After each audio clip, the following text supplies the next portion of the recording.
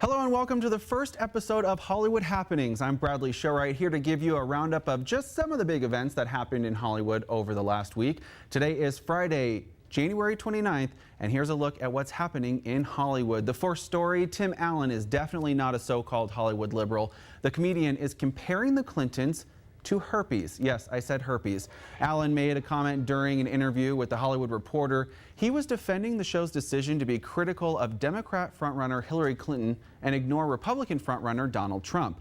Allen said the show's ABC's Last Man Standing was not sure Trump would last as a candidate, whereas, quote, the Clintons are like the herpes. Just when you think they're gone, they show up again. As for how Allen feels about the Republican field for 2016, he thinks that John Kasich is, quote, a Republican that Democrats would vote for and a Republican that Republicans should respect. He was ambivalent about Trump.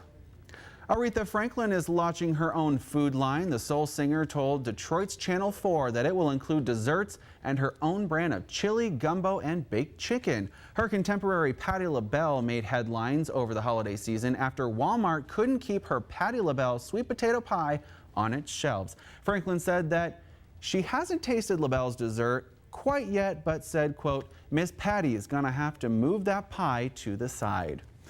NBC hopes to boost its ratings for its popular show Celebrity Apprentice by announcing some big names ahead on the next season. Warren Buffett, the third richest man in the world according to Forbes, is joining new host Arnold Schwarzenegger in the boardroom.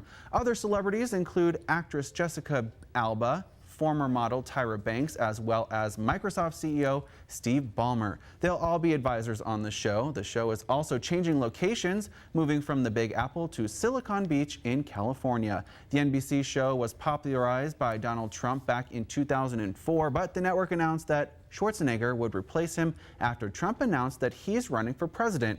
No word yet on the show's premiere date. Also in reality television related news, Caitlyn Jenner has settled a civil lawsuit connected to a fatal multi-vehicle crash last year.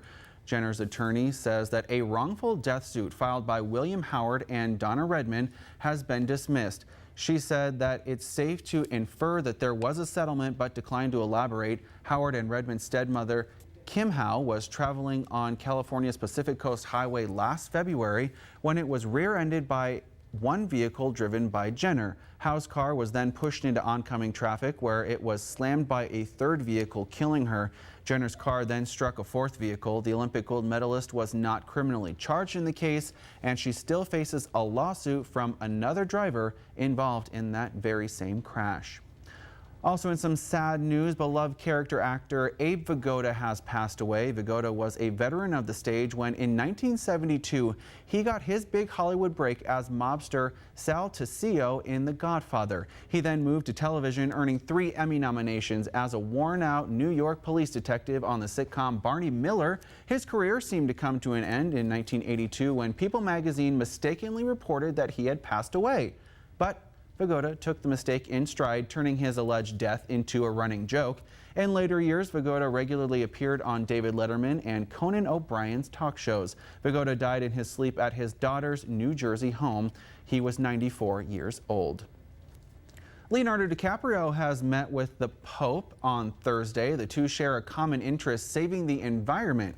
According to Vatican Radio, DiCaprio gave the pontiff a book of art from a Dutch Renaissance painter.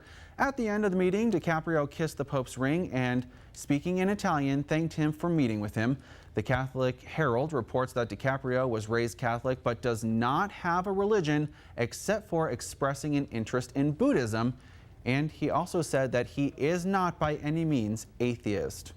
Some exciting pregnancy news. Actress Emily Blunt is pregnant again. The representative of Blunt and her husband, John Krasinski, confirmed the pregnancy to People magazine. The couple tied the knot in July of 2010. They have a 2-year-old daughter named Hazel.